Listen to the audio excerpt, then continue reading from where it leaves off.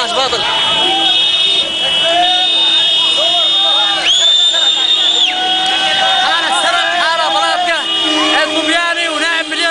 ومدير الامن لا، مدير الامن محترم وعلى عيوننا ورؤوسنا، لكن دي تحته كلهم سرق.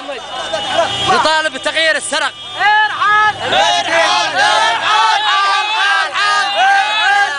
ارحل يا سارق، ارحل ارحل. صور لنا انتقادات جميع الاسر.